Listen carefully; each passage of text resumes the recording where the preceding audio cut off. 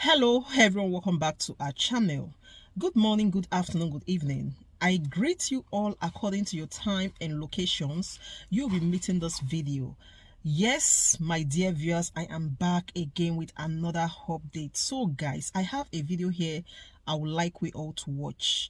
But before then, if you're meeting my channel for the very first time, you're highly welcome. Please kindly do well to like, share and subscribe. Leave your thought on the comment section. Let us know what you think about this video, and I will see you towards the end. Report on the 2023 general elections, denouncing it as a poorly done desk job. In a statement, the President's Special Advisor, Dele Alake, accuses the EU of bias and unfounded claims. He stresses that the elections, especially the presidential election won by Bola Tinubu of the All Progressives Congress, were credible, peaceful and well organized. The EU mission presented its report on the general election on Tuesday, citing what it called enduring systemic weaknesses in the polls. It also identified 6 key areas for improvement in Nigeria's electoral processes. The federal government's reaction is in response to the report submitted last week by the European Union Election Observation Mission on Nigeria's 2023 elections. The report raised concerns over the violence recorded across the country, low participation of women and people with disabilities. Arise correspondent Punarimam Benjamin was at the event. Though it's been more than 3 months after Nigeria's general elections, the challenges faced during the elections are yet to be resolved. The election petition courts are still sitting to address several issues raised by aggrieved parties who are challenging the outcome of the polls, while Nigerians are anxiously waiting at the federal and state levels for the outcome. The European Union says the general election was flawed with so many irregularities recorded, such as voter apathy, lack of punishment for electoral offenders, interferences by outsiders during the counting of votes, and the intimidation of voters. So while the 25th February elections were held on schedule, a lack of transparency and operational failures reduced trust in the process and challenged the right to vote. Voters assigned to new polling units had difficulties in identifying their correct polling unit, and the conditions in almost half of polling units observed did not ensure the secrecy of the vote. In 16 states, the mission noted incidents of violent attacks on polling units and indeed on INEC staff and harassment of voters. The counting procedures were negatively impacted by overall poor understanding, particularly in completing forms, and chaotic and overcrowded conditions in collation centres observed. Some of the recommendations by the European Observation Mission includes the protection of voters in future elections, establishing a robust operational framework for elections, and addressing impunity through an electoral offences court. The Independent National Electoral Commission promises to consider all the recommendations as provided by the EU mission. As far as we are concerned, we are going to present our reports. We are going to make our submissions to the court. We are going to present what we know and what we did during the elections to the Presidential Election Petition Tribunal and all the other election petition tribunals, and then they will make a determination on going forward. But as far as the Commission is concerned, there were so many positives to this election. There were also significant challenges and problems with the election. We are going to address those challenges and those problems. The EU delegation also visited the Secretary to the Government of the Federation, George Akume, and submitted a copy of its report to the Nigerian government. The SGF is calling for more support from the EU to promote Nigeria's democracy. Punaraman Benjamin, Arise News. All right, Rufai, the report is out last week actually, but what's making headlines, of course, today is the fact that the presidency has responded to the spokesperson to the president, Mr. Dele Alake. So there's the report. What's your take on the story? I saw the response of the presidential spokesperson and I laughed. Humor. Pure humor. You rebuff a report, but you don't have empirical analysis to point out the holes in the report. And you didn't rebuff it. You said it was a badly done job. No, the EU report was a well-done job. Kudos to the EU for empirically analyzing what happened in the elections, I'm putting a report out there. A lot of Nigerians want to forget the trauma of the last elections. An election that promised so much but delivered so little. Is it the same elections that people were divided in Lagos? That town criers were coming out to tell people not to come vote? Is that same elections where people were beaten, blue, black, were hurt, and there was rancor everywhere? That our journalists, Okpe, where are you? Okpe was beaten and punched in the face for going to cover an election? Is this same election that somebody is trying to defend? This same election that we saw what happened in Obiakpo, we became a butt of jokes by the international community. This same election that on the 1st of March, Financial Times wrote Nigeria's flawed elections. Same elections that people didn't want to come. And these same elections that INEC has not been able to tell us what kind of technical glitch happened. If a glitch happens, there's going to be a technical analysis report of the nature of glitch. The first thing INEC should have done is to bring out that report. But till today, I have not seen anything of such. These same elections, and there were hurts, killings, beatings. This same election that was that lady's only offense that was gouged in the eyes. Jennifer, if my memory serves me right. Yes, I do. Because she went out to vote, but she said nothing was going to stop me, I was going to vote. These same elections where INEC reneged on its promises. And the defense now is that, they didn't say we're going to... Did you see Mr. Festus Okoye? When our colleague asked him, what kind of technical glitch, he couldn't answer. I said the case is in court. We'll see when the defense opens. It opens today, isn't it? 3rd of July. We'll see when the defense opens. But you see, what we are saying is for us to move a country forward, we need the truth. We have had an elections like this in 2007.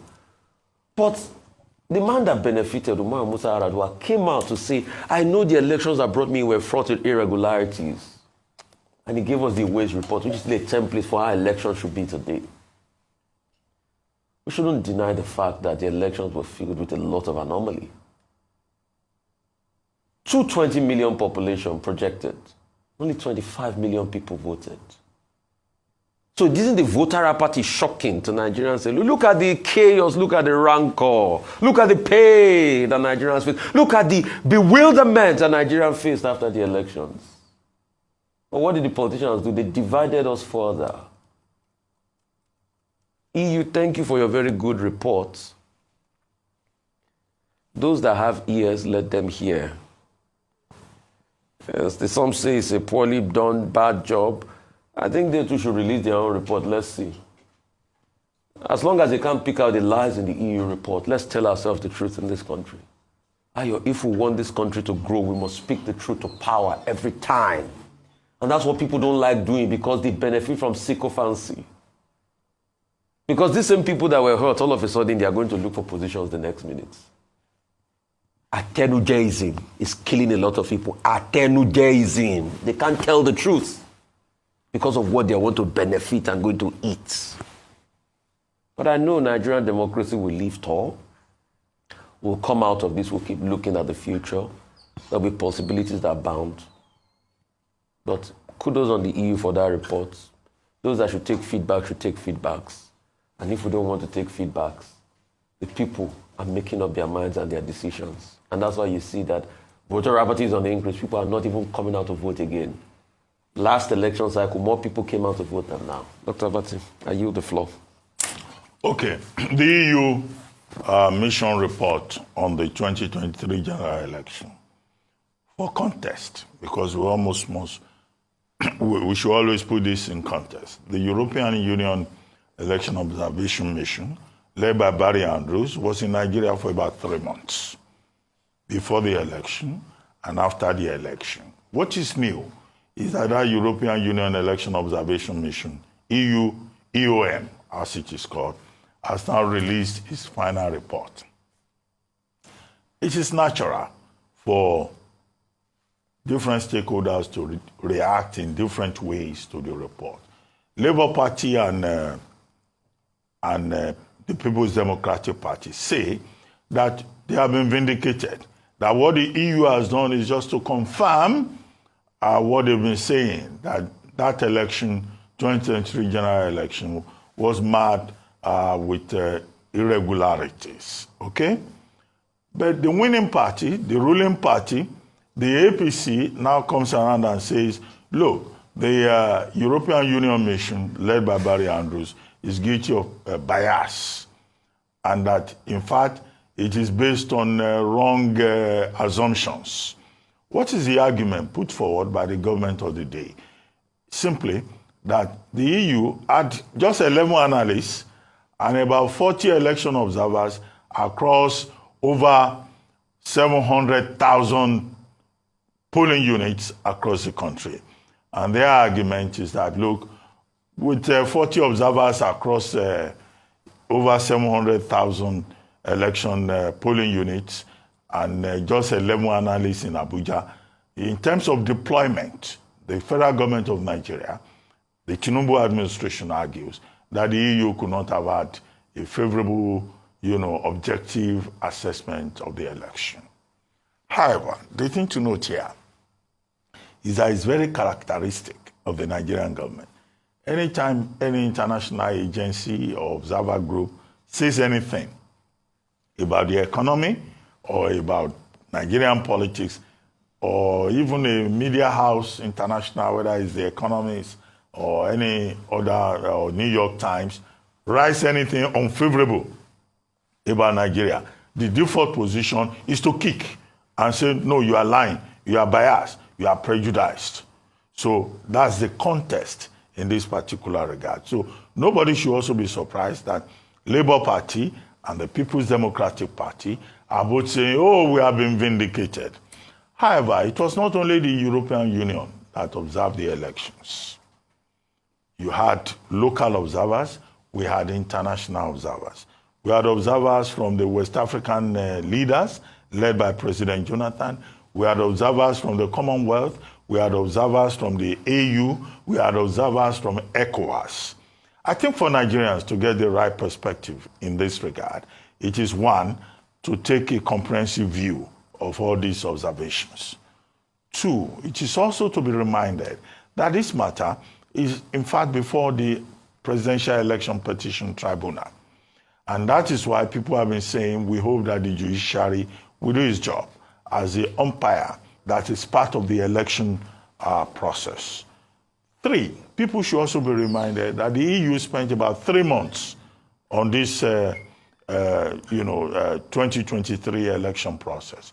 So the government may say, oh, this is the best election ever, as Mr. Alake argues.